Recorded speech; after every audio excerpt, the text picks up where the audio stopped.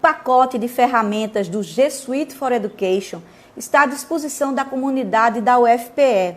Eu sou Vitória Galvão e vou conversar com o diretor de conectividade da Superintendência de Tecnologia da Informação, Fábio Chicu.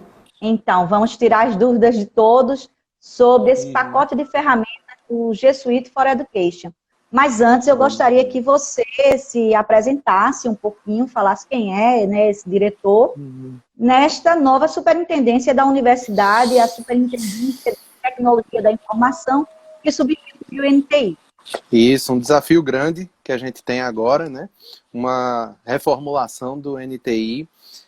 Para quem não me conhece, quem está aqui e não me conhece, meu nome é Fábio Chicu e eu faço parte de uma das 4 diretorias internas do NTI. O NTI ele é composto por algumas diretorias internas e a minha diretoria é responsável pelas questões de redes, telefonia e sobre a infraestrutura do data center da UFPE. Então agora vamos conversar um pouco sobre esse pacote de ferramentas que está à disposição da comunidade acadêmica, do G Suite. Isso já vem de um processo, acho que 2 anos, não é isso, né, Fábio? Para que Desde houvesse 2017. a contratação. Então, são quase 3 anos, né? Para que houvesse a contratação do pacote, quase 3 anos a gente tem essa ferramenta e já começou esse processo de transição. Já tem muita gente na universidade usando. Começamos por docentes, técnicos administrativos, pessoal da pós-graduação. A maioria desse grupo aí já fez. E agora a gente está chegando no pessoal da graduação. Esse pacote de ferramentas que é usado em várias universidades do mundo, em várias escolas. O G Suite ele é um pacote muito grande, muito cheio de ferramentas. Na verdade, são 67 ferramentas que tem dentro dele. Então, não é uma coisa simples olhar para um produto gigante como ele é e dizer assim, vamos botar para a UFPE do dia para a noite. Não funciona desse jeito, né? E a partir do início da pandemia, nós começamos a fazer essa habilitação para todo mundo. Só que assim, nós não estamos fazendo uma coisa só, porque o problema da pandemia acelerou todos os planos e fez com que a gente, na verdade, estivesse fazendo 4 projetos ao mesmo tempo. A gente está fazendo a implantação do UFPE ID, que é um projeto único, diferente do G Suite. Tem a implantação do G Suite, que é outra coisa. Tem como o G Suite tem uma plataforma de e-mail integrada nele, então a gente tem também, integrado nessa entrega do G Suite, a gente tem a migração dos e-mails antigos do Zimbra, né, das contas antigas do Zimbra para o G Suite, para o Gmail. E a gente tem também as listas de distribuição, as listas de e-mail antigas. Então, na verdade, a pandemia acelerou fortemente os nossos trabalhos. E ao invés de a gente estar sempre olhando muito para o G Suite, mas dentro do NTI, na verdade, é a implantação de 4 problemas muito grandes, 4 projetos muito grandes. O que é que esse pacote do G Suite for Education oferece para o campus? Muita coisa. Mas, assim, as coisas principais que a gente tem, né, as coisas mais que todo mundo está observando, tem o Classroom, o Google Classroom, que todo mundo estava muito de olho para poder ter o apoio para o dia a dia da sala de aula. É sempre bom dizer que, assim, a gente, enquanto NTI, a gente fornece a ferramenta. Mas a gente, para o caso específico do Classroom, a gente não diz, por exemplo, como tem que usar, de que maneira tem que usar, se tem que criar sala. Isso não compete ao NTI dizer nada sobre isso. Mas a ferramenta vai estar disponível para professores, docentes e técnicos. Tem também o Drive.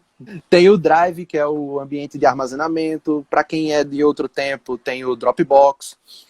Tem o Meet, que muita gente tem interesse de usar agora por conta das conferências, né, para poder fazer as reuniões. Tem a agenda de calendários, um pacote Office, mas um pacote Office que não é o da Microsoft, né? A sugestão hoje de Office padrão para todo mundo da UFPE é o Google Docs, o Google Spreadsheets e o Google Presentations, né? O pacote Office do Google também. Tem o próprio e-mail, a ferramenta de formulários, grupos, que é a substituto das listas, um chat institucional, o Classroom. Tem também um outro bem interessante que é o Jamboard. E aqui, como a gente está em contexto de redes sociais, tem uma coisa bem nesse contexto, que é uma rede social própria. nós temos a nossa rede, que é o Google Plus. E pouca gente, eu não falei isso nas outras conferências que eu fiz, porque era muito voltada para professores, para técnicos, talvez não fosse muito lugar, mas está lá disponível também. Vocês podem criar perfis nessa rede social e criar círculos para compartilhar seus interesses. Funciona como, grosseiramente, um Facebook, né? Professora Jurema Isso. Castro pergunta se o Meet funciona para a aula. O negócio é o seguinte, o NTI não tem autoridade para poder dizer, por exemplo, coisas do tipo, agora começou as aulas. Não, não tem isso, tá? Então, o que acontece? A ferramenta do Meet, ela é uma ferramenta pensada para conferências, tá certo? Então, se ela é feita para conferências, você pode fazer qualquer coisa que tenha contexto de encontro virtual de pessoas, encontro em conferência digital, né, videoconferência com pessoas, usando o Meet. No plano que nós contratamos, nós temos a possibilidade de utilizar até 100 pessoas dentro de uma conferência do Meet. O que acontece neste momento agora é que, por conta da pandemia, o nosso plano foi equiparado ao plano Enterprise. No dia 30 de setembro, voltaremos a essa capacidade de 100 pessoas. Mas, no momento, durante o tempo da pandemia, o Meet aceita até 250 pessoas. Eles aumentaram a capacidade, liberaram também a possibilidade de gravação das conferências e só vai estar disponível até o dia 30 de setembro. Isso não é uma coisa que o NTI vai ter controle. Ina, ela até comenta aqui, olha, basicamente quem usa Android ou tem conta no Google saberá algo sobre o assunto. E ela diz que o Google Plus é apenas para a empresa, mas o nosso contrato é de empresa, não é isso? Na verdade, Fábio? o que acontece é que a ferramenta completamente foi pensada no contexto de uma empresa. Então, assim, os recursos são todos pensados para viabilizar uma empresa funcionar. Agora, lógico que como uma entidade educacional, isso também nos ajuda, né?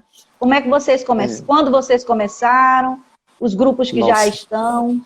A gente tinha um plano para começar isso durante o ano, porque a ideia era colocar o FPID, que é o processo de unificação dos logins da gente, e depois que nós tivéssemos todos os logins unificados, a gente ia chegar um belo dia e dizer, gente, G Suite está habilitado para toda a universidade. Isso não foi possível. Então, o que aconteceu? A gente está sobre os limites das entradas do FPID. O FPID, ele é um processo de unificação de logins e ele tem uma capacidade de atendimento simultâneo. Então, eu não posso fazer com que as pessoas entrem todas de uma vez, porque se elas entrarem todas de uma vez, o FPID cai.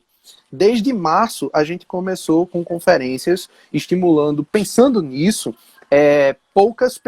grupos menores e os que tinham maiores prioridades. Então, por exemplo, a gente começou, no primeiro momento, atendendo a professores e técnicos. E essas conferências eram para poder apresentar cada um dos produtos que eram de destaque, que poderiam ter uma utilidade maior no dia a dia de trabalho de cada um, e ensinar como é que fazia a entrada, a solicitação de acesso, né? Fazia o FPID e logo depois de ter feito o FPID, no máximo 24 horas depois, tinha acesso, já ganhava o acesso ao G Suite. Depois disso, a gente entrou no ponto de estimular pós-graduações. E aí, no momento que a gente fez os estímulos às pós-graduações, nós entramos em contato com cada um dos coordenadores de pós-graduação para poder instruí-los de como fazer essa entrada devagar, né, para poder entrar as pessoas aos poucos. A gente teve um sucesso muito, muito positivo nisso, porque hoje a gente está com 19.600 pessoas. Quando nós começamos em março, tínhamos somente o pessoal da prova de conceito, que era irrelevante, era um número bem besta, bem pequeno. A gente já fez as últimas partes, as últimas iniciativas da gente, foi a entrada em contato com os coordenadores de graduação, para que eles pudessem estimular os alunos a fazerem, e nós tivemos uma resposta muito positiva também, mas nós temos também um caminho muito longo, e é esse um dos grandes motivos dessa live também, para estimular esses alunos a fazerem, né? Os alunos e técnicos e docentes que queiram entrar e perceber e utilizar todos esses recursos novos que venham. O professor pede também, o André Costa, que eu gostaria que você, Fábio, falasse um pouco sobre o uso do Google Drive. Ele tem sido utilizado pesadamente por todos nós do STI, porque a gente tinha uma dificuldade muito grande, como por exemplo, eu tenho meus documentos e eu vou ficar guardando isso na minha máquina, aí de repente minha máquina quebra, e aí como fica, né? Então acaba que o Google Drive, ele é aquela ferramenta interessante para que você pegue todos os seus arquivos e coloque nele. É um pendrive virtual, vamos dizer assim. Em um site, você pode pegar todos os seus arquivos e colocar lá. Vai ficar disponibilizado no aplicativo do Google Drive, que você pode utilizar no seu celular, pode ficar disponibilizado no site para você acessar. Então, de qualquer lugar, você fazendo seu login, você consegue acessar. Com a grande vantagem para todos nós da UFPE, que ele é ilimitado. Esse ilimitado, eu, enquanto uma pessoa da parte técnica, tenho que deixar bem claro de que toda vez que alguém diz que um serviço é ilimitado, isso é marketing, não existe ilimitado, recursos acabam, né? Nos testes do Sim. MTI, a gente chegou no limite de 10 terabytes, mas isso não necessariamente vai ser exatamente o que você Mas vai isso é encontrar muita hoje. coisa. Isso já é Isso é demais. muita coisa. É demais. A professora Ana Bernarda Ludemir, ela pede para falar um pouco sobre o Classroom, né, a ferramenta. Sobre o Classroom, ele é uma ferramenta que ele não foi feita pensando em substituir um AVA. Então essa é a primeira coisa que precisa ser bem clarificada aqui, porque muitas vezes chegou a pergunta para mim de, olha, botou o Classroom, vai tirar o Moodle? Não vai, tá? Não é para substituir a Inclusive, ferramenta de educação à distância, minha gente. não, É isso? não é. Ele é um complemento. Na verdade, ele foi desenhado para ser um complemento às salas de aula presenciais. Então, assim, não tem o desenho de AVA. É a primeira coisa que tem que ser dita e deixar bem claro. Não vai derrubar o Moodle. O Moodle continua e os cursos da Universidade Federal que estão rodando no Moodle não vão sair de lá. Pelo menos não existe nada que me foi dito sobre isso e vai continuar lá. O que acontece é que o Classroom, ele é um ambiente facilitador para as pessoas se integrarem. Sempre tem aquela situação do tipo, você está lá em sala de aula e tem a lista de exercício, e aí você precisa compartilhar essa lista de exercício com as pessoas. Aí, antigamente, antes da minha graduação, o pessoal disponibilizava essas listas nas Xerox, né? Não precisa mais disso. O professor pode pegar, montar a lista dele e distribui com a sala de aula via Classroom. Já vai cair no e-mail de todo mundo, tá? Que está matriculado naquela turma. Integrado com o Drive, então existe um Drive compartilhado para cada turma, integrado com o Classroom, então quando o professor marcar, por exemplo, tem a data de entrega de tal tarefa, vai entrar um compromisso no calendário de cada um dos alunos, e esse aluno, se tiver configurado seu ambiente de agenda para poder avisar pelo celular, por notificação de browser, ele vai ter esses avisos no tempo certo. Mas assim, ele é muito simples, ele é basicamente um mural de avisos compartilhado com as pessoas, um drive compartilhado e a integração com a agenda. E uma questão relacionada à resistência é que as pessoas ficam meio inseguras em relação à segurança de dados. Eu queria que você falasse um pouquinho sobre isso. Esse é um dos motivos da resistência, né? A desconfiança em relação à segurança do G Suite. Esse, na verdade, Vitória, era o motivo pelo qual nós nos forçamos a fazer uma consulta à Procuradoria. Mas depois que a gente tem a anuência da Procuradoria dizendo de que está legalizado e que a gente pode, então não há problema, não há o que se preocupar com relação a isso. O que eu posso afirmar com toda segurança para o público que está assistindo é de que quem utiliza seu gmail.com está muito mais desprotegido do ponto de vista de segurança digital, também. Ou Hotmail, do que com o nosso UFPE-BR. Por quê? Porque o UFPE-BR ele está sendo feito, está sendo trabalhado todo com uma sedimentação jurídica e as empresas estão envolvidas juridicamente.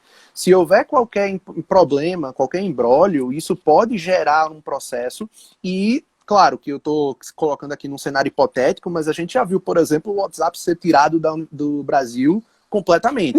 Numa situação extrema, é possível que juridicamente isso aconteça sim, apesar de não ser uma coisa que a gente vai imaginar de que vai acontecer, mas do ponto de vista de segurança das nossas informações para dentro, o que eu posso dizer a você é que é tudo auditado. Então, se for o caso de chegar a uma situação de responder a uma Polícia Federal, alguma coisa do tipo, tem possibilidades da gente dizer todas as informações para o pessoal da polícia, tá?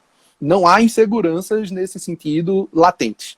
Nanda, ela pergunta se tem algum prazo para fazer a mudança para o G Suite. Prazo de entrada no G Suite. Você pode, se você é aluno, se você é técnico, se você é professor, a qualquer tempo você pode entrar no site id.ufpe.br e clicar no botão solicitar acesso. Se você nunca teve o seu UFPE ID.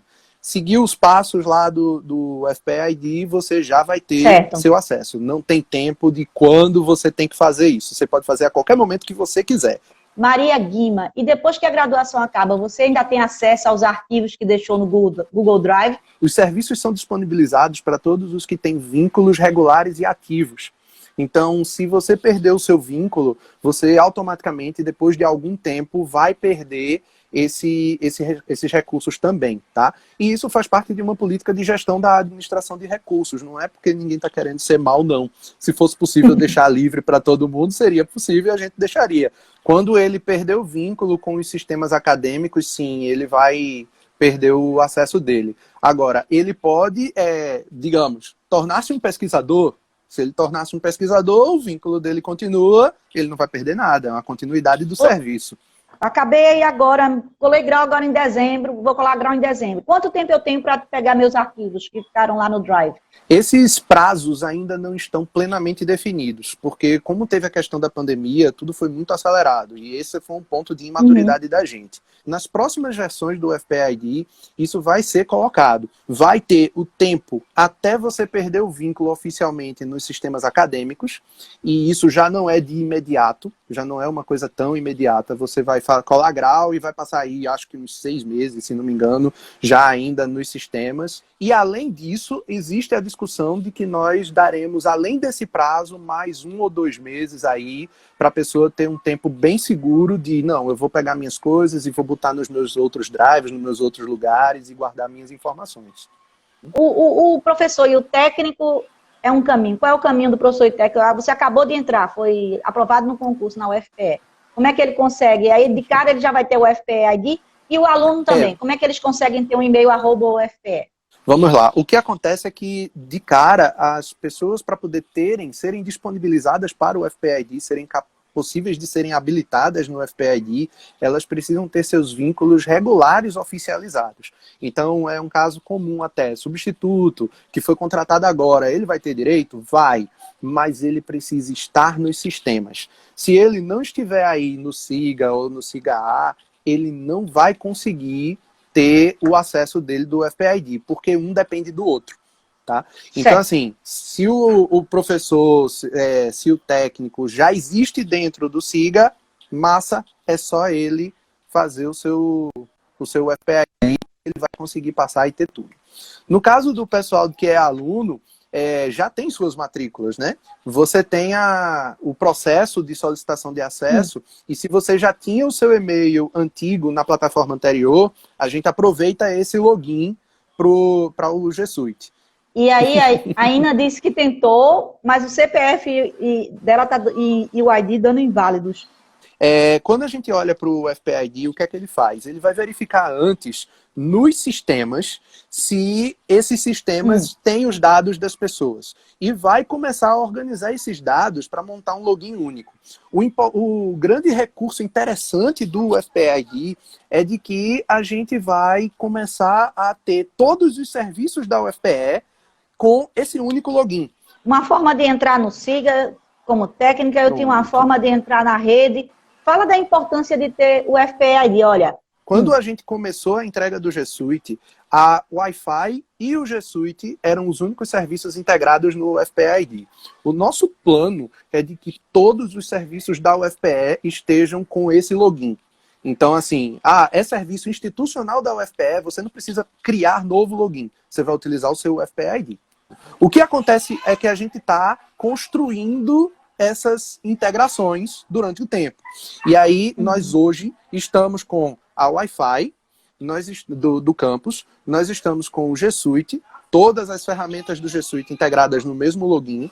A gente está com a Federação Café. Então, quem acessa o portal Periódicos CAPES pode acessar utilizando o Acesso Café, escolhe a Universidade Federal de Pernambuco como provedor de identidade e coloca seu UFPE-ID lá e vai ter o acesso.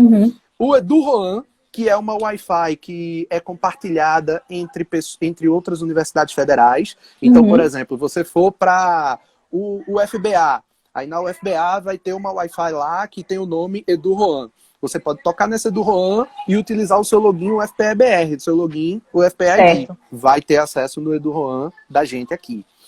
E a gente pretende colocar ainda esse ano, talvez na pior das hipóteses, no meio do ano que vem, SIGA-A e CIPAC também integrados no FPID. Isso está no plano, a gente ainda não fez. Fábio, vamos agora falar. A pessoa não tem ainda o ID e não tem o G Suite. Então, bem didaticamente. Vamos lá. Eu sou aluna, mas assim, eu quero fazer o FPID. Como é que eu faço? Isso. Você nunca teve nada aqui. Você já está entrando agora, está com seu vínculo verificado e vamos começar. Isso. Você vai no site id.ufpe.br e lá vai ter 3 botõezinhos. O primeiro botão que você vai utilizar, o único botão que você vai utilizar logo nesse primeiro contato vai ser o botão solicitar acesso. Esse botão solicitar acesso é o botão que vai entrar no procedimento para poder verificar se você existe nos outros sistemas. Ele vai fazer algumas perguntas, vai confirmar alguns dados, nome da mãe, o seu nome, data de nascimento, e depois disso você vai definir sua senha. Se nunca teve nada, vai escolher o seu login lá, né? Não é um login livre, é importante que se diga, existe uma norma para isso, né? Então você vai escolher dentro das opções e está feito o seu FPID. O que acontece com o FPID é de que ele vai, na hora que você terminou de solicitar o acesso, você já tem tudo tranquilo para Wi-Fi, para a central de serviços, já tem o acesso à central de serviços, e você tem acesso também ao EduRoam e ao portal Periódicos CAPES.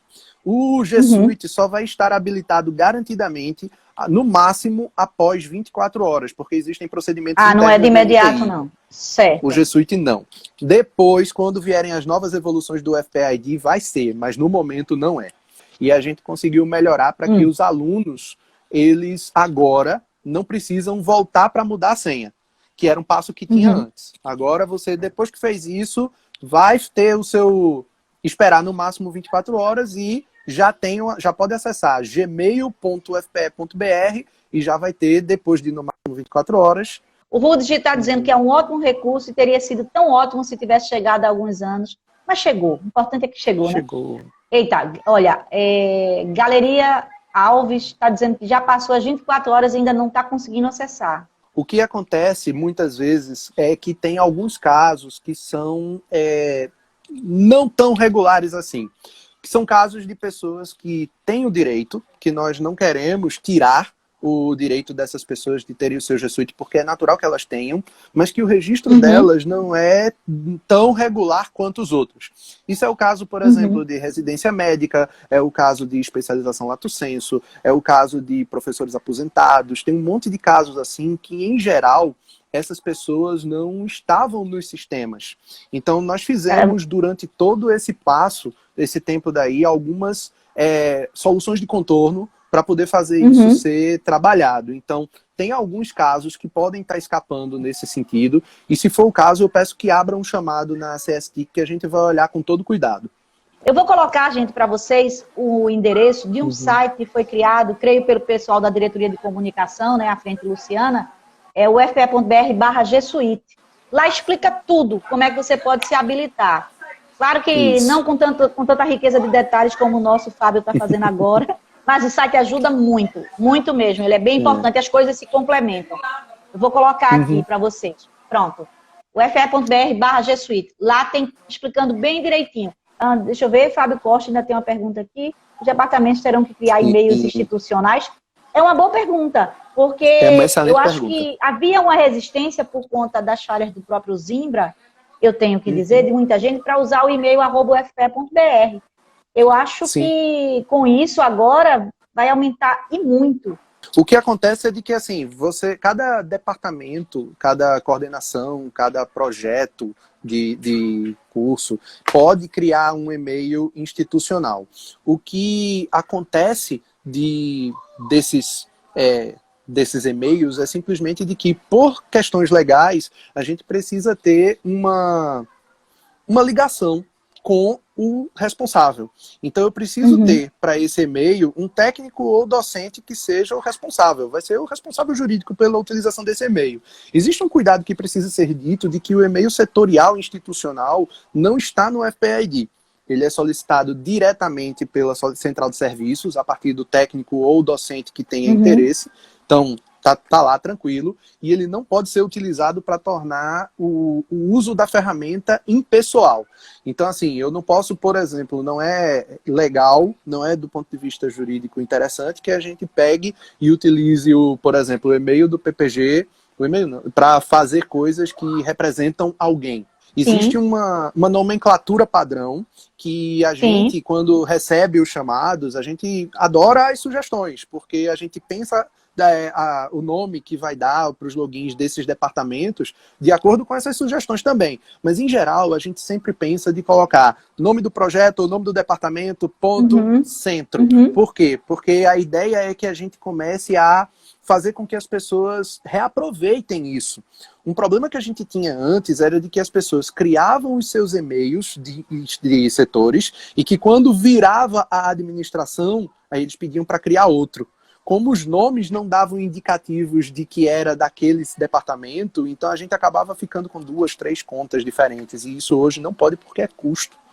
Tá? Então, assim, o nome vai servir para isso, mas quando abrirem os chamados, podem abrir os chamados dando sugestões sobre qual é o nome que gostaria, tudo que pode ser feito.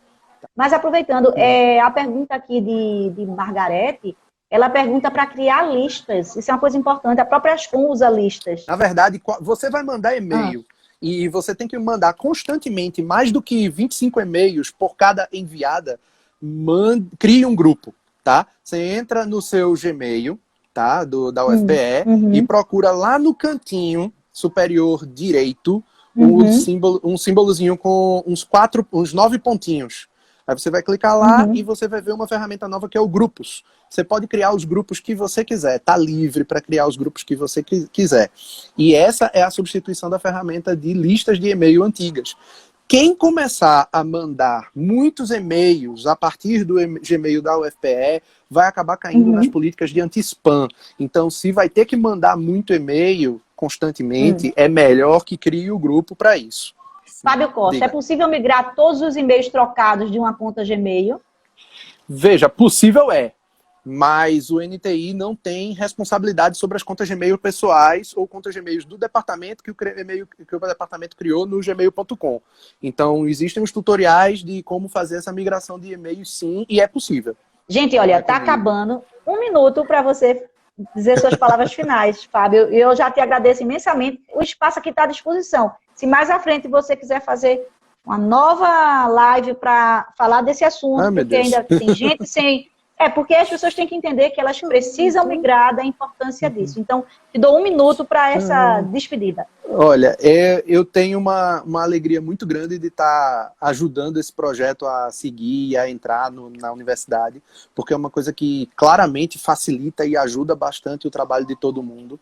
No momento em que a gente está, ele acaba ganhando uma importância muito grande e tem sido um trabalho muito duro do STI de fazer a implantação de tanta coisa em tão pouco tempo. Eu acho que a gente do STI nunca fez uma entrega tão grande para a universidade quanto essa agora. E a expectativa é a melhor possível para que todos vocês tenham as melhores ferramentas para trabalhar, né? Então, façam, entrem, utilizem e deem todo o feedback possível para que a gente possa melhorar. A gente está aí disponível pela ferramenta de chamados.